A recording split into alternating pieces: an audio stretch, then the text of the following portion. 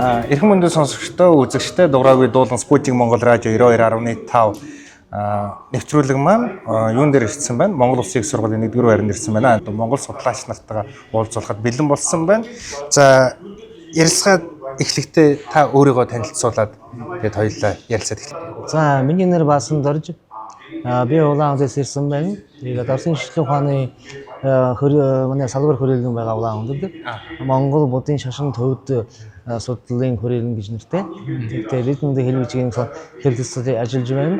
Тэгээд ол төлөв би өгийн сангийн судалгаа явуулна. Тэгтээ өмнө нь би телевизийн судлаар ажил хийж байсан. Тэгээд өнөөдөр ирэхдээ энэ хуралд оролцохдоо би Монгол хүмүүстийн өгийн сангийн харьцуулсан судалгаа гэдэг ажил эхэлсэн байгаа. Тэрнийгээ танилцуулж манай ах нар эрдэмт нартай бүгдийн Монгол эрдэмтдийн танилцуулж байна. Тэгэхээр таны ихтгэл илүү хэл шинжилэл тал руугаа байсан.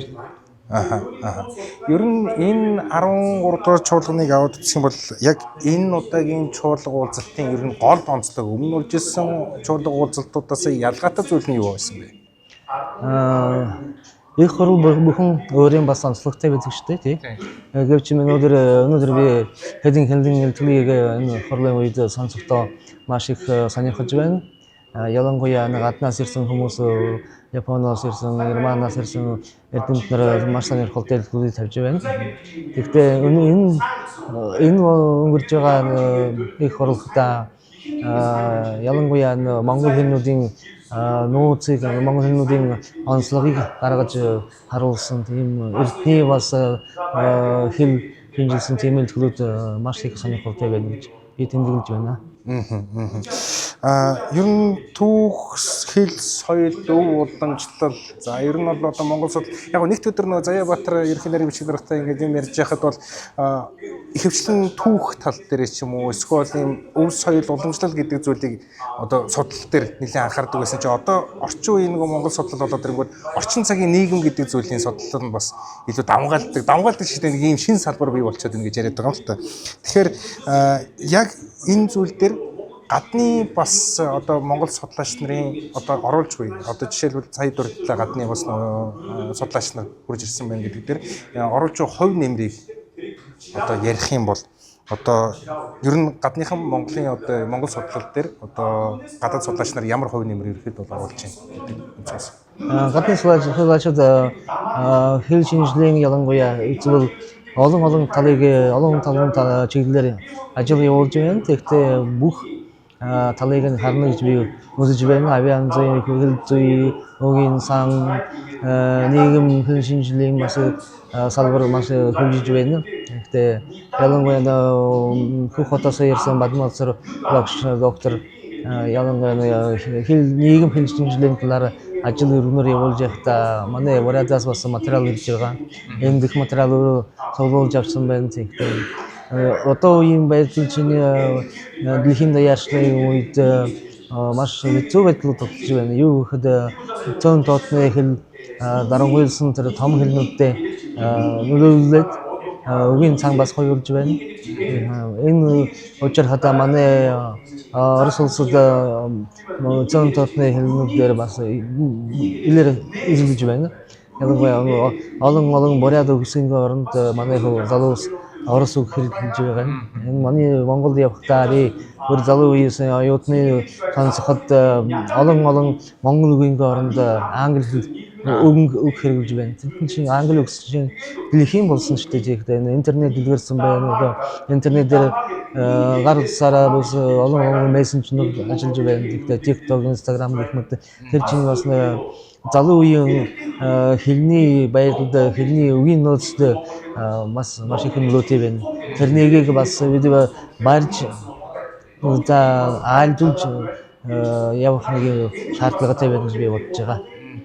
Юу гэхэд өөрийнхөө өв соёлыг бүтэмгүүлэхийн тулд бид өөрийнхөө хэл сайнараа шагуулж тэрнийг баяжуулж явах ёстой байна.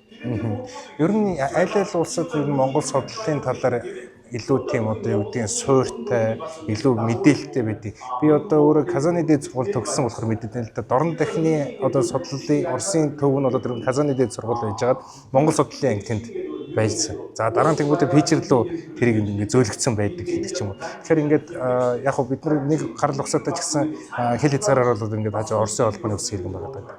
Тэгэхээр яг энэ нөгөө судлалын шинжилгээ ухааны академийн тэр суурь нь болоод ингээд яг тэр зүйлээс өвлөгдөж авчирсан маш их одоо юу гэдэг нь нөгөө суурь бааз одоо материалууд байгаа гэсэн үг. Та яг зөв хэлж байна. Монгол судлал Орос улсад хазаанах ихсэн. Тэнд Кавалевский гэмэт олон эрдэмтэн ялангуяа Бурятын эрдэмтэн Боржван зараа бүдэг сургууль төгсөөд докторийн зэрэг хамгаалсан байна.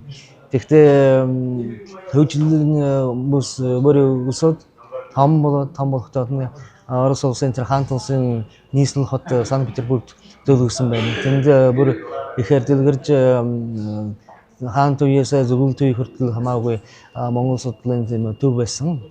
Тэгтээ бас тэгээд нийслэл хот мөн Москва зөөхөд бас Москвад Монгол судлал бас дэлгэрж байгаа.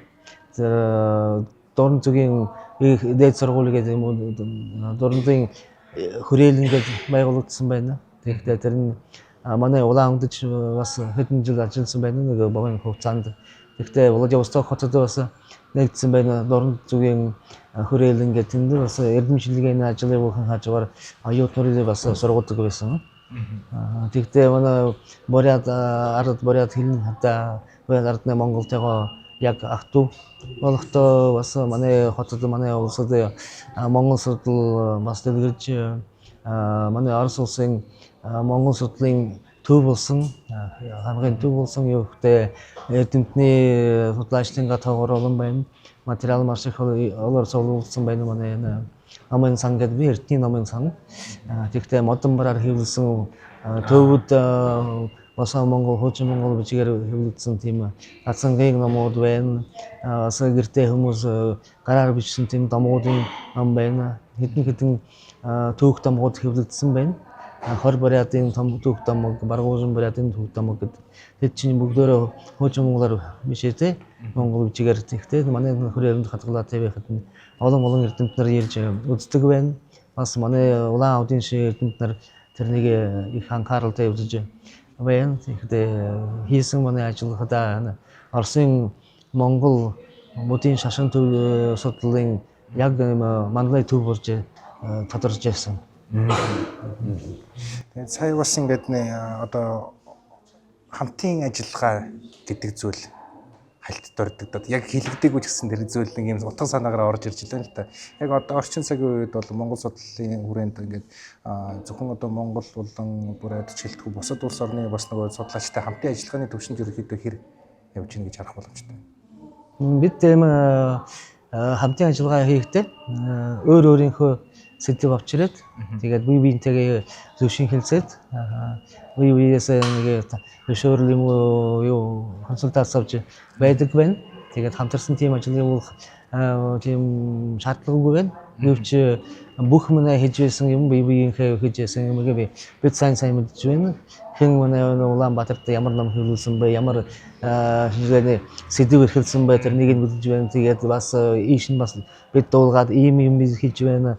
Сонирхол байгаа юу? Бид хүний нээсэн юм нээх гэж оролдож байгаа юм уу гэж бие биеэс асууж байдаг. Тэгээд энэхэн хорлын үед Японоос ирсэн Осака их сургуулийн багш Шоутани Шигекитэй би ярилцахдаа бид хоёр яг нэг сэдвээр ажил хийж байсан. Одоо бидний хийсэн илтгэл миний хийсэн илтгэл тэр багшийн бичсэн өгүүлбэрхадаа яг нэг байж исэн. Яг адилхан товчлол байна. Яг адилхан анализ байна. Задлан шинжлэхтэй Бавайн, Дунсян, Ширэюгүр гэхдээ өвөр Монголын бас хэлнүүд байна. Монгол хэлний нутгийн аялгаунд харчин гэх мэтээр тэдний бид харьцуулж үзэхдээ би ялангуяа ялгаатай үгсийг төлж бичсэн байна. Тэгээд ялгаатай ихтэй юугаар ялгаатай гэхэд жишээ гаги гэдэг үг ах хүний нэрлсэн Бавайн үг байна. Тэгээд манай хойд Бурятад гаги гэдэг ихч хүний нэрлэн. Халх Монголд авга гаги ихтэй эцгийнхээ ах дүүгийг бас тийж нэрлэнэ. Гаги гэдэг нь эртний үеэс Монгол хэлнүүдийн дунд байсан ад явсаар тэр чиний хувьсалтай болоод зарим учирта авгай болсон юм уу, заримдаа ажаа болсон юм уу, тэн чинь хачгүй гагаа нэг аагаад бас байна нэг нөгөө хэлэн дончаан хэлэн хаш аагаа гэдэг байна. Аагаа нь авгай юм уу, ахаа юм уу, тийж нэг хэдэн хувирсан байна. Гэвч манай Бурят хэлний нутгийн аялгаунд эгч гэсэн өгөхөд удгын 5 үгээр дамжуулдаг байгаа. Урд Бурят гэхэд тэр цонгол сартул Бурят ажаа гэн. Хор Бурят авгай авжаа гэн. Тэгэхдээ хоёр Бурят тэр гагаа гэдэг байна. Зарим нэг сэлэнг хайрын суусан Бурятууд баавэ гэдэг байна. Баавэ гэдэг чинь аав гэсэн ч тийм. Баавэ гэдэг байна. Тийм 5 янз үг байна. Тэгээд яагаад юм ялгаатай болсон юм ийм заахан дэвсгэр дээр газар дэвсгэр дээр сууж байсан монгол хэлтэн яагаад нэг хүүгээ ийм олон нэрээр нэрлэж байгаа юм. Юу яагаад өөрөлдөхтэй болсон юм бэ гэж бас нэг сонирхолтой асуудал гараад би энэ одоогийн байдлаар би үгийн цан цуглуулж тэрнийг цуглуулад хамтруулад сэдвээр ялгалан тавиад тэгээд монгол хэлний язгуурт тол байна шүү дээ. Үгийн язгуурын тол тэрэнтэй бас үзээд Москвад нэг 3 бодтой хэвлүүлсэн байна. Манай Улаанбаатарт Төмөрдөг академич бас хэвлүүлсэн байна. Тэрнийг хөвгдийн үзээд тэгтээ бас нууц Монголын нууц товчонд яагаад хэрэглэдэг вэ? Тэрнийг энэ дээд одоогийн үеэсээ бид дээд үе хүртэл үзэх санаатай байна. Яаж манай хэлнүүдийн өгсөйгээд салаатан асцсан явж байгаа юм бэ? Адил үгний үзэхэд ямар ч өөр байхгүй. Гэхдээ ялгаатай юм үзэхэд хэлнийхээ түүх, ардуудынхаа түүх, угынхаа түүх бид өргөж харамаар байна. Өмнө нь харьцуулсан судалгаа явуулахад авианзын хэлжин талаараа ихээр явуулдаг байсан. Тэгэхдээ энэ үгийн санд хүн тоодоггүй байсан. Үгийн сан гэж чинь хажуудаа суусан ардынхаа үг зэллээд юм уу, нэг хүн шинээр үг хэлээд юм уу, тэр чинь хот хувирж яадаг, хот тогтооргүй юм. Тогтооргүй юм систем харуулах гэдэг байсан. Систем харуулах юм гэхдээ авианзын хэлзээ.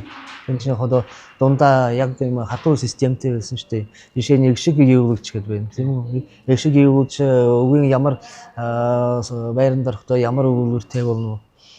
Тэгээд хөлзөө болоход тийм ялгал хэлэн бүхэнд байна. Тэгээд тийм ялгал нь яагаад тэр чинь хатуу системтэй. Тэрний хажууд үгийн сан гэж тийм хатуу систем байх. Гэвч хоорондоо ийм нуурхай зөөлөн шиг холбоотой байна. Ингээд хөдөлж байгаа. Чи шингэн зам.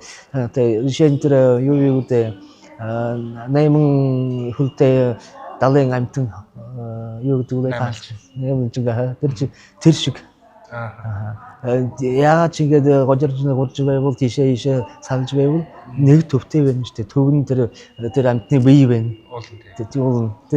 Тэр биеийг нь бид тайлж үзэх санаатай байна. За баярлалаа. Бидэнтэй хамтран ирэх мөнөд сонсогч үзэгч та бүхэндээ баярлалаа. Дугаарыг дуусгах бүхний Монгол радио 92.5